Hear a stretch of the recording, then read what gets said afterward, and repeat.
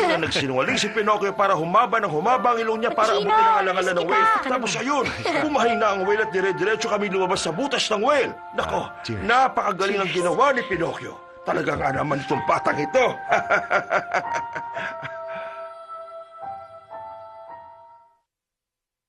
It's a reminder kasi na Na ano?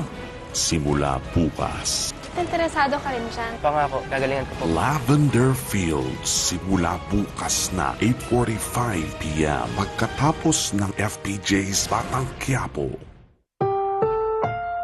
Ang susunod na programa ay rated PG. Patnubay at gabay ng magulang ay kailangan sa mga batang manonood.